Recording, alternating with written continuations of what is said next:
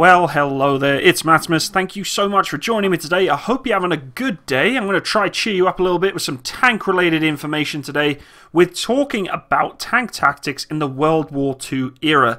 Now, I have done videos on tank tactics in the past in regards to the M1 Abrams main battle tank of the US Army and obviously US Marine Corps. But for the most part, tank tactics have always come from the World War II period for the most part. A lot of doctrine has been carried over from what we learn in World War II, and of course it's dynamically changed during the different conflicts that we've been involved in throughout the years, and it's drastically changed to the point where we're at today. But there are lots of key features in this video I'm about to show you that are very apparent to today's modern conflicts and how tanks should operate.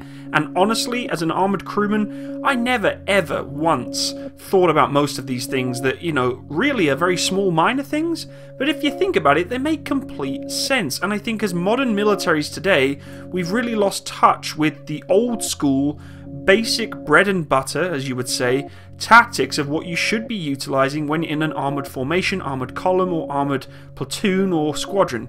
And it's really interesting to watch an old training video like this because it really goes over some of the key features that you should really take into consideration when involving yourself in any kind of armored tactical formation or whatever it may be. So I hope you enjoy the video, guys. Let me know what you think about it in the comments section below.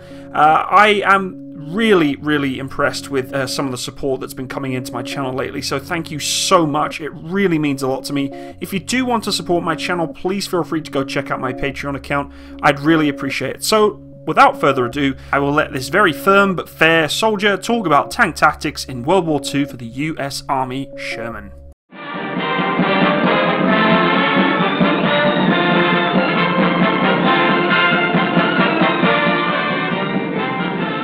The principles of security portrayed in this film are, in general, applicable to any mechanized or motorized unit. Security means taking every precaution you can to keep yourself from getting knocked out of the scrap. How can this best be done? Very simply. You have to remember 5 things. 5 of them.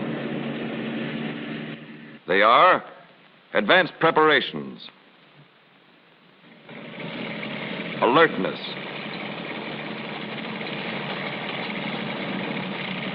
concealment,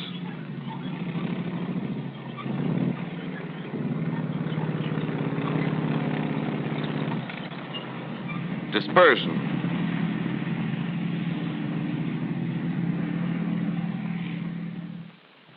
and firepower. Now, as I mentioned before in this video, a lot of key principles apply to today's standards of armoured warfare. And I think, honestly, if those of you who are watching are currently serving armoured crewmen or tankers, could maybe take a little bit from this. You know, maybe you've seen it before, maybe you haven't, but I honestly think some of those 5 key principles are very important still to today's standards, and I think some of them we have actually dropped the ball a bit with. When it comes to awareness, we're very reliant upon, you know, electronic systems giving us all these 360-degree views with these cameras and such. The human Mark I eyeball is so much better than those cameras, and I'll always say that. And this video kind of goes over a little bit about, you know, utilize your crew members to the best effect. Use them as you need to use them to provide you and your platoon, squadron, company, whatever it may be, the protection it requires to do its day-to-day duty as a tank crew.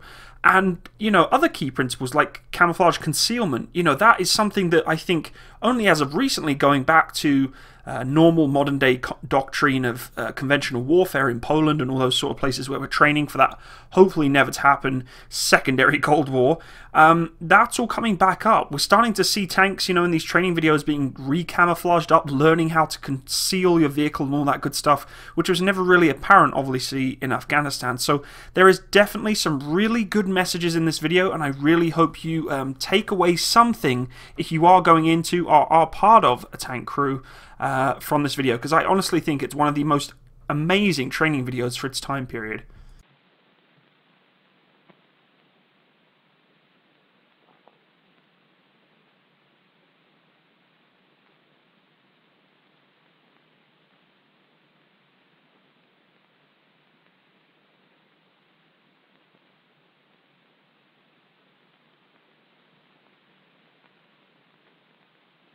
This sketch represents a mechanized column marching into a combat area.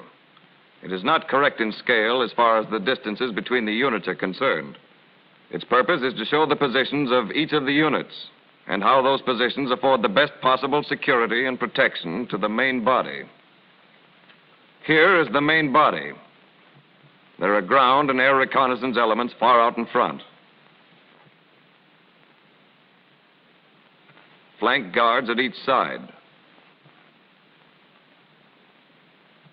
A rear guard coming along behind. And the advance guard directly ahead of the main body. Yet with all that protection surrounding it on all sides, the main body itself must take certain measures of local security. The enemy is interested in getting at the main body, not the protection.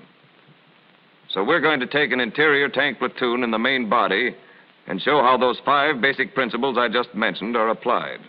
Let's begin at the beginning. Advanced preparations. For one thing, you have to be ready for gas. Every 2 weeks, a panel on each tank must be freshly painted with liquid Vesicant Detector paint. This is remarkable stuff. When gas droplets touch it, the color of the paint changes from green to red and gives you a warning. Now, this was very surprising to me when I watched this video because I did not even know that this existed. I didn't know this was an SOP, or standard operating procedure, for tank crews in the Second World War, painting this stuff on as basically kind of like a litmus paper that is testing for chemical agents or any kind of gas agents in the air. That's astonishing to me. Like, you find little tidbits of information like this that you think, you know, one day you'll be, you know, walking around a reenactment group or whatever, and you'll see a black square painted on the front, and you'd be like, what the hell is that? Or a green square, I guess it would be. You'd wonder, well, what the hell is that? Maybe it's an insignia that is covered over. But no, now you know it has an actual purpose. And to me, this is very, very benign and simple, but also absolutely amazing to learn that that's what tank crews had to do. And it's very scary knowing that those poor suckers had to do this kind of thing, and that was on their minds at any part of the day. I mean, whilst I was in my army career, of course, yes, you still had that risk of NBC attack and gas attacks. In Afghanistan, very unlikely, but for those who are in Iraq, it's, you know, very apparent. And something like this is kind of like, wow, like even back then they were relating to this as a tank crewman. Armored warfare was still very, very reliant on defending against NBC attacks. So this to me was just astonishing, and I did not know that they did this. Your dank container may not seem important to you now, but make sure it's properly filled. If gas comes your way and you have to decontaminate, it's mighty useful. You know what kind of monkeys you're up against, and you know enough to keep your gas masks ready and handy. It'll be too late to start looking for them when a gas attack is on. And nobody needs to tell you how you depend on your fuel. Even if he's sure the gasoline tank has been filled up the previous night, the tank commander must recheck it. Another must is check your engines. A stalled tank is a menace to the whole column.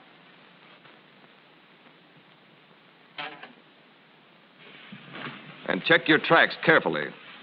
Faulty tracks can run you into a lot of trouble.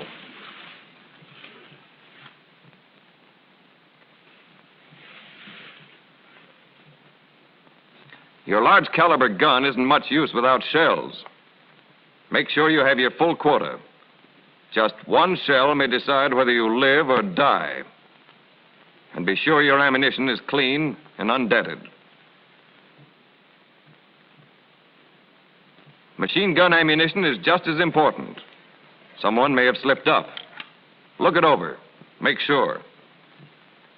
Especially if the Raw Logistics Corps had anything to do with it. You'd open up your tin of 50 cal ammunition, you'd find a box of Mars bars or used rubbers. Before moving out on a march, the platoon leader calls his tank commanders together to study a map of the terrain they will cross. They must know every point where an enemy air or ground force may attack, where the enemy may find natural cover. And they must know the route from start to finish, so that if one tank falls behind, it will be able to rejoin the column. Since every man in a tank must know every other man's job, each tank commander shows his whole crew the route that the column will follow. That's advanced preparation. Take the second security point, alertness.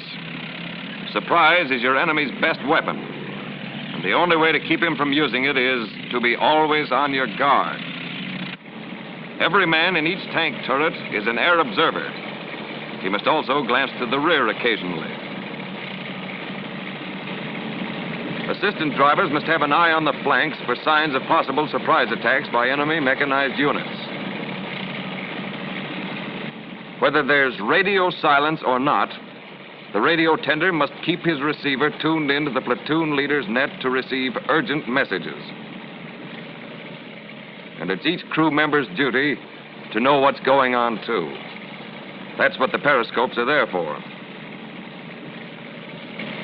No matter how tough a tank commander is, continuously being on the alert is bound to tire him. He needs a relief once in a while.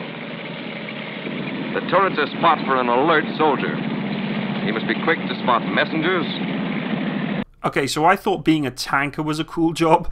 That guy right there is definitely second on the cool job top to-do list. That is awesome.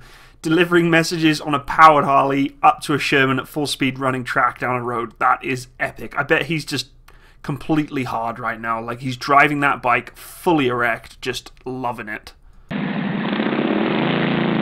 Catch all signals from the platoon leader quickly and accurately, and to pass them along, so that the platoon leader always has perfect control. Those are the things that come under the head of alertness. Always look for signs of a surprise flank or rear attack, or attack from the air. Relieve the man in your turret frequently. Keep on the lookout for radio and motorcycle messages.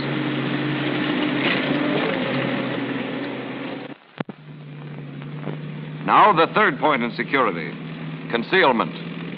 One thing certain, you can't hide tanks in a dust cloud. So unless you like bombs raining down around you, keep off dusty road shoulders.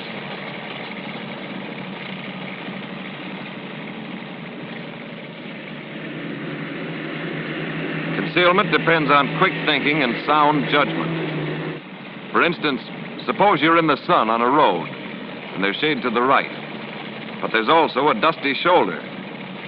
Will you choose the shade and the dust, or the sun and no dust?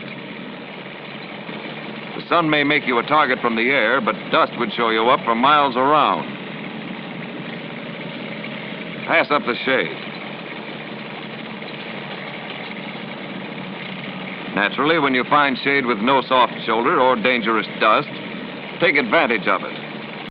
You see, again, very simple things that you don't really think about so much as a tank crewman. I remember when I was a warrior commander, I'd never really thought about using, you know, the shady area of a road or a path that we're traveling along to give the boys a little bit of cover or shade. You know, it wasn't really on my worry list. I was more concerned about other things that were going on, listening to the net or observing where my driver's going for, you know, hazards and stuff. But you don't think about little things like that, and it adds up. You know, it adds up to, you know, giving the guys less sunburn on their face at least, or just basically, like he said, providing cover from aerial attack, which, of course, even to today's standards, is definitely apparent. And if you can keep the guys both a little less hot and covered from the air, then why not do it? And I think little tactics like this tend to get forgotten in modern day standards of tactics and doctrine. I don't know, maybe it's not, but I don't ever remember in the British Army being taught that kind of armoured tactic. And honestly,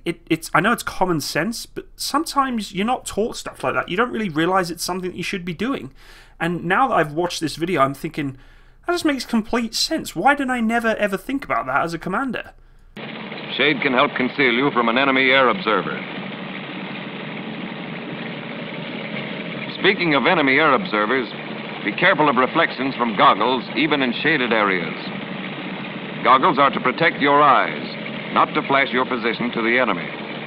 If you are not using them, do not wear them on your head or keep them in any other position where they will throw reflections. When your principal object is speed, your tank column may have to stick to an open road with practically no concealment.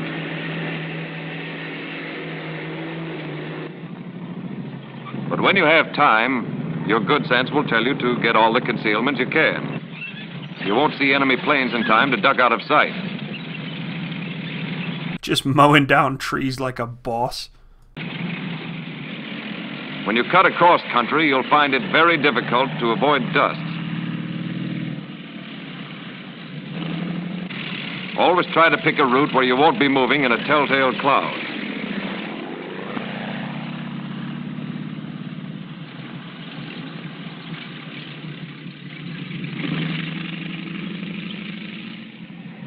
Where dust is unavoidable, it's useful to remember that tanks in line formation raise a much smaller dust cloud than the same tanks in column formation.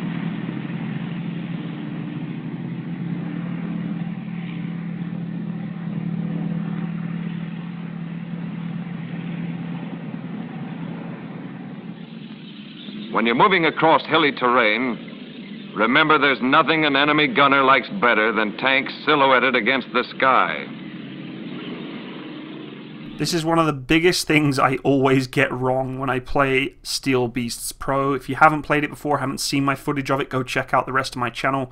But on Steel Beasts Pro, I always make this mistake of accidentally skylining my tank, thinking, yeah, I've got a fantastic firing position, go hull down with this Abrams or Challenger 2 or whatever else, Leopard. And then all of a sudden, boom, turret pops off and I've been taken out. And I haven't realized I was skylining beautifully for another target, especially when going up against human players, human versus human. They always see me, and I always know straight away on the net someone's going to say, you were skylining.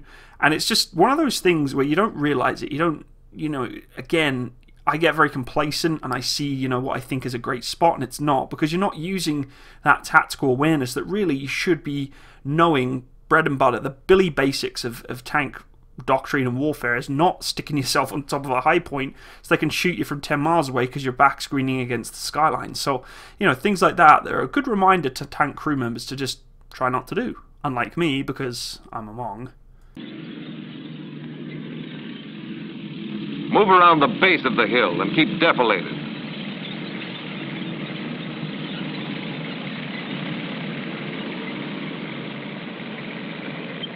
Let's sum up concealment.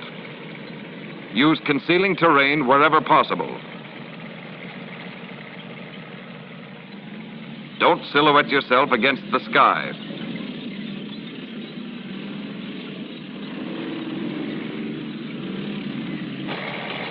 Never flash a signal to the sky by exposing shiny objects. Don't follow the shade when by doing so you will kick up dust from soft shoulders.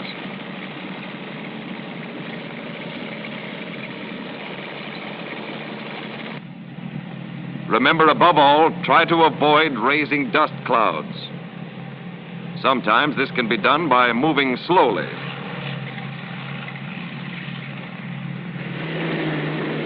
The fourth point in security, dispersion. Proper distance between vehicles is one of the most important and yet the most often disregarded. Tanks must never bunch up like a lot of cows with their tails to the breeze. If they do, they give the enemy a target that looks as big as the broadside of a barn and twice as inviting. If a bomb misses one tank, it is certain to hit the next in line, and it may damage more than one. Keep your proper distances. During daylight, that is at least 75 yards. Under some conditions, the distances between tanks should be more than 75 yards, but never less. Be especially careful when going down a hill where it's easy to close up by inching ahead without meaning to.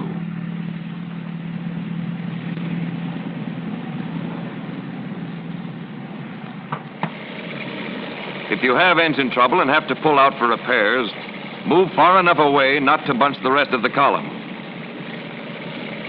To avoid confusion and perhaps a dangerous general halt, signal the rest of the column to continue the march. And when your tank has been repaired, don't try to catch up to your former position. Wait for a halt, then rejoin your platoon.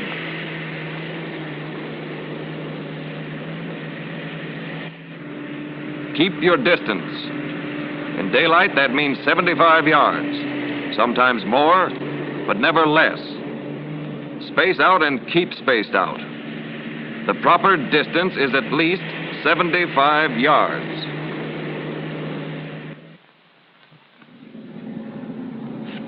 One more important point in security: firepower. Protection by the proper use of your weapons. Firepower is your ace in the hole when you're attacked. Your large caliber guns are not loaded when you're moving, but keep them ready and pointed in the right direction. That's only common sense. The large turret gun of the leading tank should be pointed dead ahead. The second tank's large turret gun should also be trained dead ahead.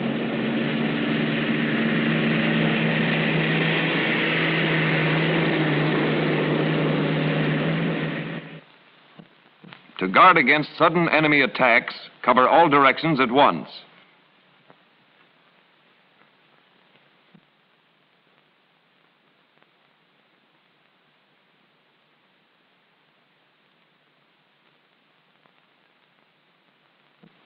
Point the large turret guns of tanks 1 and 2 dead ahead.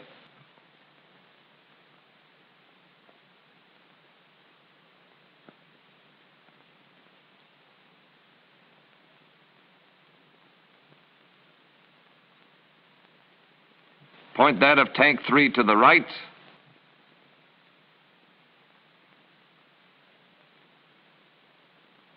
Tank 4 to the left.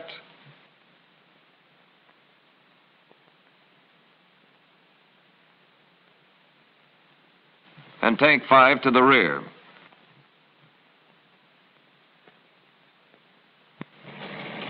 Keep your anti-aircraft guns half-loaded in case of an air attack. The belt in the receiver, not in the ammunition box.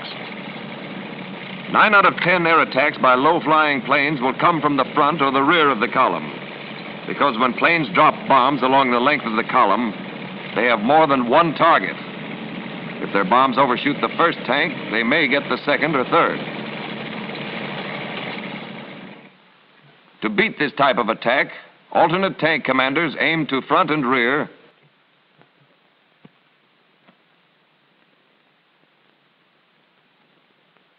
take a lead, and fire at the targets.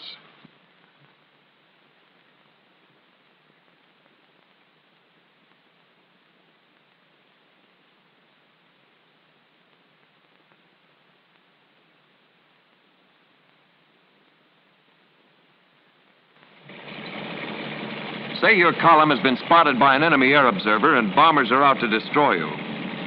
The first rule is this: tanks never halt in an air attack during daylight. Push right on, even if you have concealment. Your tank gives a lot of protection. A moving target is much harder to hit and you won't lose time. Learn to recognize all types of enemy planes. Each of the tanks is responsible for air observation. Its observer, if he sights planes, will pass the information to other tanks by hand and arm signals. When a plane is sighted, close all hatches except the turret hatch. A bomb or a bomb fragment inside your tank would disable both the tank and the crew.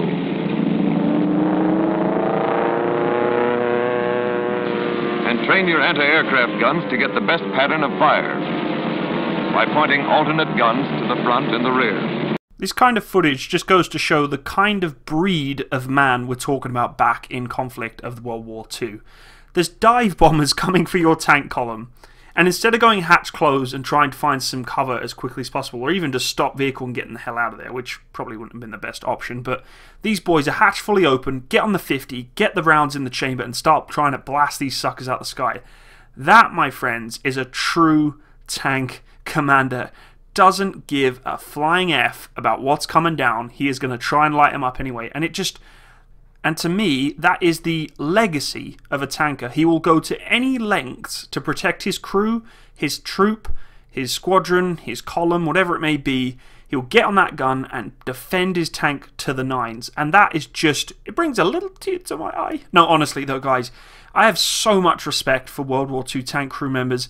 It must have been one of the most scariest, awfulest jobs to be involved in, and seeing this kind of situation unfold in front of your eyes and thinking, what the hell do you do?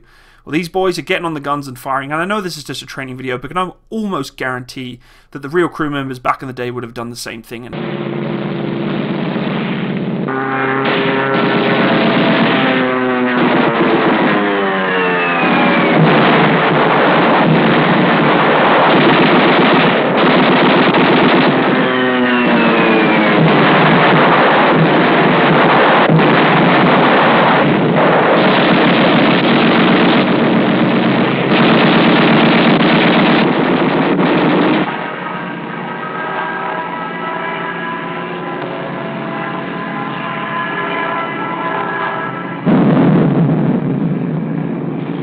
After any attack, it's your tank commander's duty to report the results of enemy action. Your platoon leader then reports the condition of his platoon to the company commander. You have seen how our 5 points were applied for security on the march. Now let's see how they work for security at the halt. As you all know, there are 2 kinds of halts. One is the short 10-minute halt, which is made about every 2 hours so that the men can check their vehicles, stretch, relax, and take a quick smoke. The other is the long halt to refuel, eat, and check your equipment. Let's take the short halt first.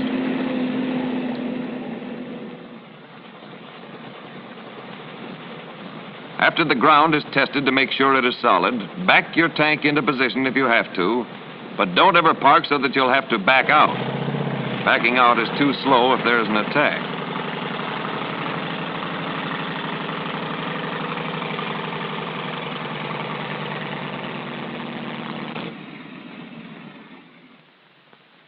Make a first echelon maintenance inspection.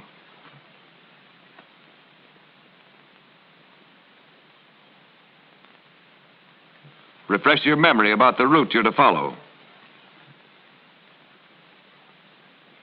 Now for alertness. The first precaution a halted column takes is to place guards on the hilltops and other good observation points to watch the surrounding terrain. When you're halted, just as when you're on the march, surprise is the enemy's deadliest weapon.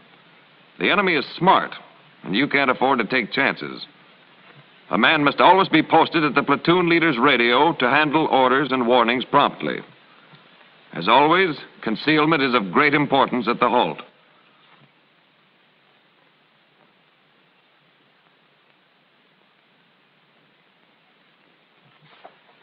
Use anything that screens you from the enemy's view. And remember, he has observers in the air as well as on the ground.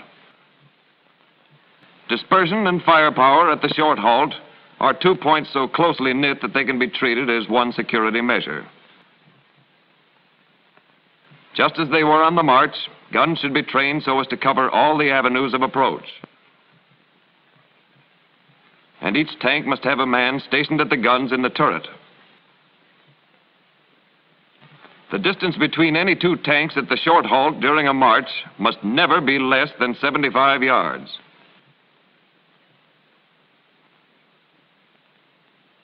When tanks are properly spaced, bombs may fall between the tanks without damaging any of them.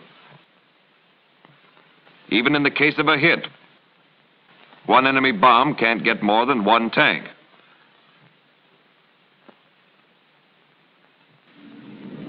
When the 10 minutes are up, the tanks move out on signal. They go right into column without stopping on the road to form. Those are the security measures for the short halt.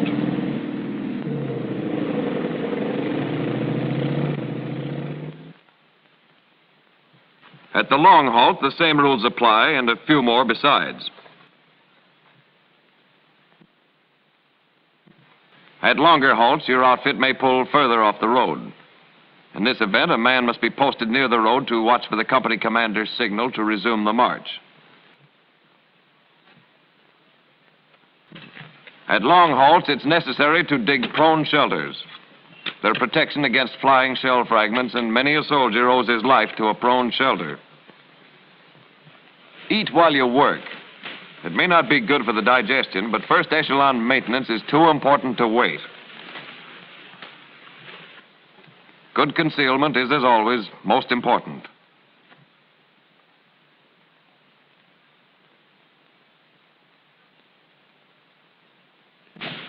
Since at long halts your column may pull well off the road, wipe out all tracks running to your halting areas. Make use of anything that will hide you from the enemy, and be sure to stay in the shade. Follow it with your vehicle as the sun moves.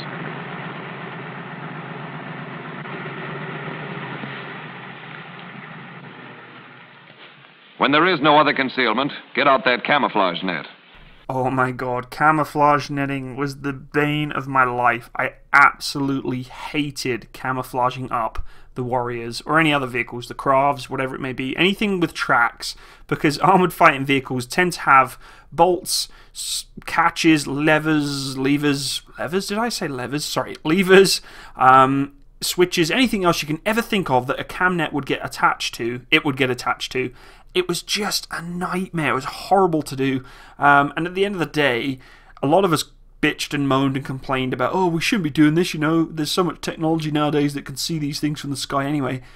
I agree, and I bitched myself about it a little bit, but again, the simplistics of an infantryman from a long distance seeing a silhouetted tank in an open field or in a wood line compared to a vehicle that does have a cam net on, the difference between seeing that vehicle from just using the eyeball from long distance is huge. And yes, it's a pain in the ass setting them up. Yes, it's annoying. Yes, there are technologies now that can catch the vehicle out, you know, from 20 miles away. However, the principle still stands, is that if you can at least defeat the eyeball, then you have the potential to defeat other potential viewing aids that can find your vehicle. And that, to me, is something I think we've dropped the ball on for sure in the last 10 years or so of armoured doctrine. Because I know for myself, when I was serving, camouflaging and setting up positions was really a very low priority.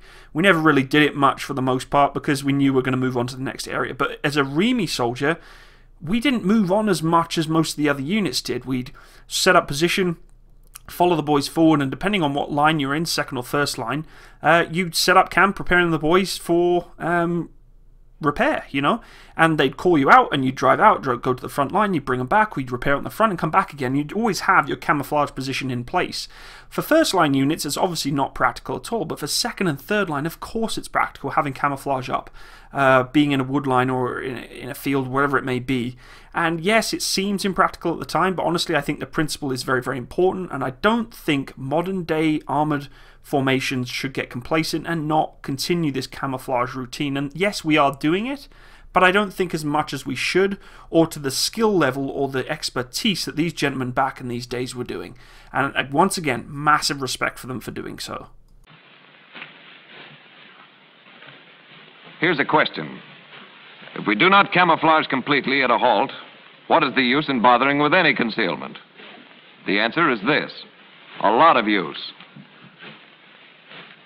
Even though a sharp-eyed enemy observer can spot you, partial camouflage will hide the strength and type of your element.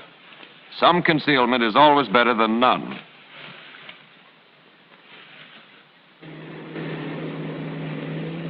When marches are made at night, the same 5 points of security we have been talking about apply. There are a few differences in execution. At night, for instance, vehicles stay just far enough apart so that each driver can see the tactical light of the vehicle ahead.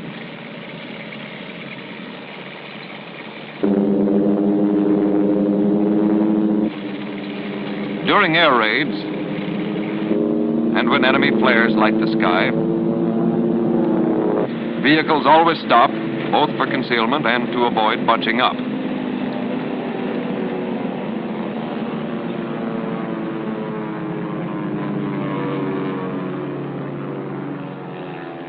Firing, of course, gives your position away. Under no circumstances do you fire on planes at night, unless you're positive that you have been discovered.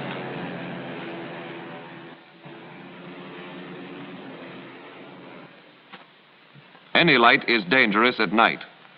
You may be dying for a smoke, but that doesn't mean your buddies should die for the same reason. That's about it. Remember those 5 principles of security: advanced preparation, alertness, concealment, dispersion, and firepower. You know that old saying, we live and learn? Well, it works the other way, too. You learn and live.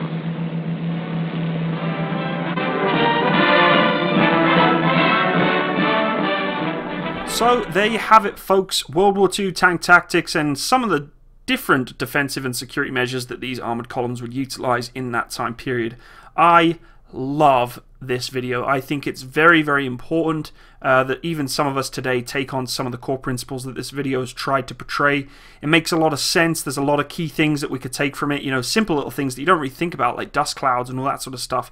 We're taught it, you know, and a lot of hardcore tankers obviously know majority of these principles, but for remps like me, in the Remy side, where we're not always utilizing the combat effective tank tactics, it's a good reminder. It's a good, you know, hey, don't drive on dusty areas because you're just showing up, you know, positioned from miles and miles away. You know, don't have reflective devices on your vehicle, camouflaging, you know, defensive tactics, the way your turret should be aiming, hand signals, all this good stuff. They're huge, huge advantages on the battlefield that could potentially save you or your other crew's lives. And I think it's just a fantastic video in general for the boys back in the day too. A very well made video, very to the point. It doesn't, you know, mess around. There's no BS. It just gets to the point where it needs to say, you know what, these are the kind of things that you should be looking out for. And at those days, they needed to be cutthroat. I mean, they needed to get the point across quickly, effectively. They didn't have the time or the money, you know, especially with war bonds and such, spending a lot of money on video editing and all that good stuff. They just needed to get the key messages across, and I think this video is very to the point, very accurate, very informative, and hats off to those in the War Department back in those days, World War II from the US side, that made this video. Fantastic bit of training, and I think they need to make this kind of stuff more today. If any of you have any kind of footage of modern day tank tactic training videos, I'd love to hear from you. Please let me know. I'm more than welcome to put accreditation to those videos, of course. But yeah, I hope you enjoyed today's video, guys. Please leave me a like and a comment. I'd love to know what you thought. If you did enjoy, again, feel free to check out my Patreon page and support me there. The link is in the description box below. I can't thank those enough who have already contributed towards that support page. It means so much to me. So thank you. And stay tuned for more tank and military related content coming up in the future. All the best, and bye-bye.